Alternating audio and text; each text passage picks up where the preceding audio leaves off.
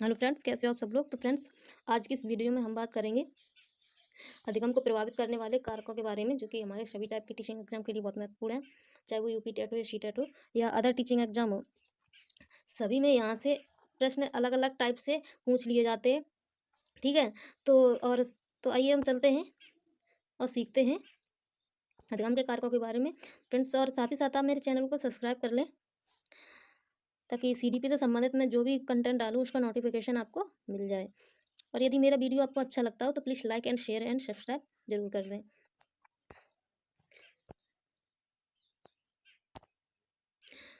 तो आइए हम चलते हैं और सीखते हैं अधिगम को प्रभावित करने वाले कारकों के बारे में। तो इसमें फर्स्ट नंबर है हमारा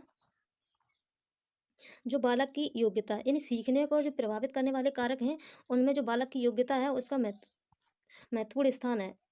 अब देखिए कैसे हो, यानी जो बालक होता है, ठीक है, यदि बालक क्या होता है, जो सीखने की उसकी योग्यता है, यानी वो बालक यदि सीखने के लिए अधिक योग्य है, तो वो बालक देखना, आप जो भी उसको सिखा रहे हो वो उसको अच्छे से सीख लेगा, यानी वो और जल्दी भी सीख लेगा। ठीक है। और अधिक से अधिक उसके बारे में सीख लेगा। और यदि बालक की योग्यता नहीं है उस कार्य को सीखने की, तो वो बालक नहीं सीखेगा, आप चाहे कितनी भी प्रयास कर लेना। ठीक है। तो यही कहा जा रहा है इसमें, जो बालक की योग्यता है ना, यदि बालक अधिक योग्य है सीखने के लिए, तो वो जल्दी सीखेगा और अधिक सीखेगा। और यदि बालक सीखने के योग्य नहीं है, यानी उसकी योग्यता नहीं है सीखने की, तो वो नहीं सीख सकता, आप चाहे कितनी भी कोशिश करना।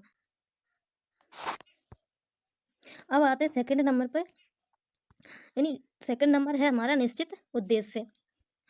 अब देखिए, जो अधिगम है ना, अधिगम के लिए यानी कुछ भी सीखने के लिए एक निश्चित उद्देश्य का होना बहुत जरूरी है। ठीक है।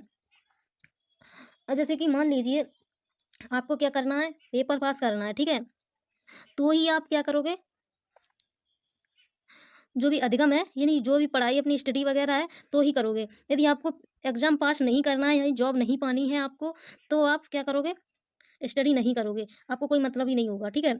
तो यही कहा जा रहा है कि जो सीखने को प्रभावित करने वाले कारक हैं, उसमें जो उद्देश्य है ना, एक निश्चित उद्देश्य की महत्वपूर्ण भूमिका होती है, क्योंकि इसमें जो भी व्यक्ति हो या बालक हो या हम हो या आप हो, कोई भी हो, जो भी सीखने में जो क्या होता है, जो एक निश्चित उद्देश्य होना बहुत जरूरी है। यदि हमारा जब कोई उद्देश्य ही नहीं होगा किसी भी कार्य को सीखने के लिए, तो हम उस कार्य को नहीं सीखेंगे, अब चाहे कितनी भी कोई भी कोशिश करा ले। चाहे जैसे कि मैं हूँ, मैं, ठीक है, तो मैं आपसे कहूँ कि पढ़ लो, ठीक है, तो आप कहोगे मैं क्यों पढूँ? भई मेरा मुझे क्या मतलब मेरा क्या कोई लाभ हो रहा है पढ़ने से? ठीक है? तो आप ऐसा प्रश्न करोगे। लेकिन वहीं अगर आपको ये आपसे ये कहा जाए कि आपको जॉब पानी है तो आप पढ़ो, तो आप क्या सोचोगे? भई आपको क्या करना है, जॉब पानी है, ठीक है? तो आप क्या करोगे भई, आप कहोगे कि मुझे पढ़ना ही पढ़ना है, तो आपका क्या होगा, एक निश्चित उद्देश्य होगा। और जब निश्चित उद्देश्य होगा, तो आप क्या करोगे? वही स्टडी करोगे। तो यही कहा जा रहा है कि व्यक्ति का एक निश्चित उद्देश्य होना बहुत ज़रूरी होता है, ठीक है? सीखने के लिए। अब है थर्ड नंबर, परिपक्वता। ठीक है? यानी सीखने को जो प्रभावित करने वाले कारक हैं, उनमें जो सीखने की जो परिपक्वता है, आइए हम उसके बारे में जान लेते हैं।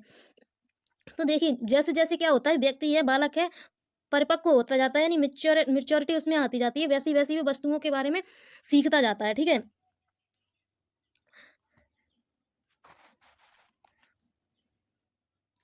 जैसे कि मान लीजिए, यदि किसी कार्य को सीखे बिना, ठीक है, कोई कार्य कराया जाए, तो क्या आप कर लोगे?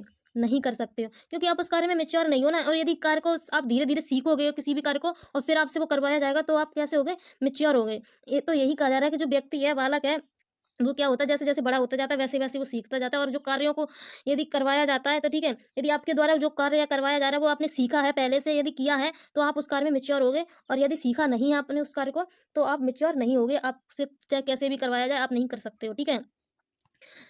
तो क्या क्या होता है, जो सीखने को प्रभावित करने वाले कारक हैं, उनमें क्या होना, ये मैच्योरिटी का होना बहुत ज़रूरी है, क्योंकि व्यक्ति में क्या होगा, व्यक्ति अगर मैच्योर होगा, तो किसी भी कार्य को अच्छे से कर सकता है। यदि व्यक्ति मैच्योर नहीं होगा, तो वो कार्य को नहीं कर सकता है। ठीक है? अब आइए अगला नंबर देखते हैं। तो अगला नंबर है, जो सीखने को प्रभावित करने वाले कारक हैं, उनमें ये परिवार भी की परिवार की और समाज की और वातावरण की, इन तीनों को एक साथ ही ले रहे हैं। इन तीनों की बहुत महत्वपूर्ण भूमिका होती है, और इसमें इसलिए हमारा जो फैमिली है, ठीक है, एक नंबर तो यही हो गया। इसके अलावा जो समाज है, समाज में हमारी जो फैमिली है वही आ जाती है। ठीक है? एनवायरनमेंट भी समाज में ही आ जाता है, यानी तो ये तीनों किसमें आ जाते हैं? ये दोनों समाज और परिवार, ये एनवायरनमेंट में ही आ जाएँगे। और इसके अलावा है जो स्कूल, ठीक है? स्कूल हो गया, बालक के खेल का मैदान हो गया, खेल का मैदान। अब देखिए, तो ये क्या है, जो परिवार हो गया या समाज हो गया या फिर जो व्यक्ति का स्कूल या खेल का मैदान हो गया, तो इन सभी में क्या, जो एनवायरनमेंट में है ना, जो भी हमारा एनवायरनमेंट है, यदि उसमें क्या होगा, वहाँ का जो एनवायरनमेंट है, ठीक है? ये सभी यदि अच्छा हुआ एनवायरनमेंट, तो जो व्यक्ति की जो आदतें हैं, ठीक है? या बालक हो या व्यक्ति हो, उसकी आदतें हैं, उसके अलावा उसका ज्ञान है और उसकी अभिवृत्ति है, ये अच्छी होगी, ठीक है? यानी जो व्यक्ति की, जो बालक की जो आदतें हैं या फिर ज्ञान कह लो या वृत्तियाँ कह लो, इसके अलावा और भी गुण होते हैं, ठीक है? तो ये कैसे, यदि बालक का एनवायरनमेंट अच्छा होगा, तो क्या होगा, बालक अधिगम करेगा, ठीक है? और यदि बालक का एनवायरनमेंट अच्छा नहीं हुआ, तो वो अधिगम नहीं कर सकता है, ठीक है? अब देखिए, जैसे कि परिवार में मान लीजिए बहुत ज़्यादा लड़ाई झगड़े होते हैं, एक दूसरे की कोई बात नहीं मानता या सुनता नहीं है, तो बालक बालक भी कैसा होगा, वैसे ही उसके आचार विचार हो जाएँगे, ठीक है? और क्या होगा, वो अधिगम नहीं कर पाएगा, या फिर समाज के आस-पड़ोस के लोग अच्छे नहीं हैं उसको, या फिर गलत संगति है, तो कैसा होगा, कोई बालक भी अधिगम नहीं कर सकता। इसके अलावा जो जो स्कूल है, स्कूल में उसके क्लास के सहपाठी अच्छा नहीं है, या फिर स्कूल के जो अध्यापक हैं, ठीक है? उनसे भी क्या होते हैं, बालक बहुत प्रभावित होते हैं, आस-पड़ोस हो गया उसका, ठीक है? और वहाँ के लोगों का व्यवहार हो गया, और वहाँ की खेल का मैदान, यदि वहाँ पर भी उसके क्या हुआ, वहाँ का भी एनवायरनमेंट यदि अच्छा नहीं हुआ, तो क्या होगा, ये सब में यदि अच्छा एनवायरनमेंट होगा, तो कैसा होगा, जो बालक होगा या व्यक्ति होगा, उसका अधिगम होगा, ठीक है? और यदि एनवायरनमेंट अच्छा नहीं होगा, तो वो अधिगम नहीं कर सकता है। तो आई होप कि आप ये भी अच्छे से समझ गए होंगे। अब आइए अगला नंबर देखते हैं। अगला नंबर है, जो सीखने को प्रभावित करने वाले कारक हैं, उनमें है ये शिक्षक का व्यवहार व्यवहार यानी तो अगला नंबर है हमारा, जो शिक्षक का व्यवहार, यानी जो सीखने को प्रभावित करने वाले कारक हैं, उनमें जो शिक्षक का व्यवहार, ये भी बहुत महत्वपूर्ण भूमिका है। तो इसमें क्या होता है, यदि बालक है, जो क्लास में क्या होता है, स्कूल में यदि शिक्षक एक्टिव रहता है, यानी सक्रिय है, ठीक है? तो क्या होगा, बालक का अधिगम अच्छा होगा। कैसे? जैसे कि मान लीजिए, बालक जो अपने जो शिक्षा जो टीचिंग करा रहा है, ठीक है?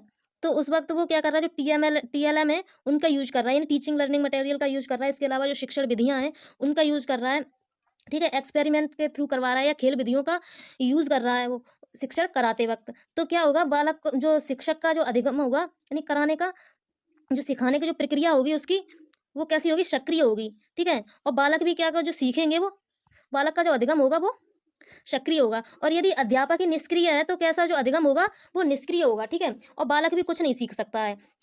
तो यही कहा गया कि जो शिक्षक का व्यवहार की जो महत्वपूर्ण भूमिका होती है, ठीक है? तो जो बालक, यदि शिक्षक क्या होता है,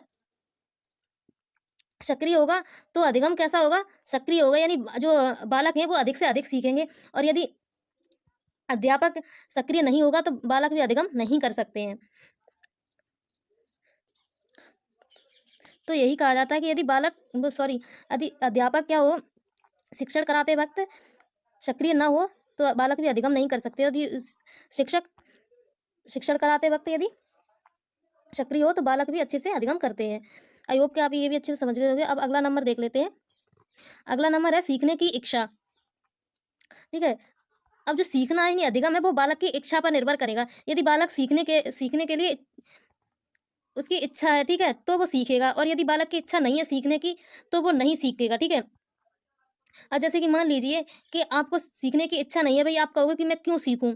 क्या कारण है, ठीक है, सीखने का?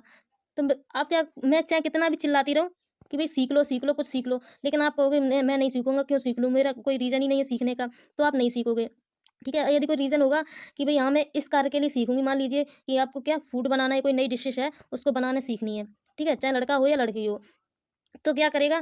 भई वो सीखेगा, क्योंकि वो कहेगा कि चलो कोई बात, कि चलो हम ये डिशेज़ बनाना सीख लेंगे, तो हमें किसी से कहना नहीं पड़ेगा, तो आप उसको सीख लोगे। और यदि आपका मन नहीं होगा ना सीखने का, आपकी इच्छा नहीं होगी कि हम नहीं सीखेंगे, हमको नहीं सीखना है, तो हम चाहे कितनी भी कहते रहें, आपसे कुछ भी करें, लेकिन आप नहीं सीखोगे।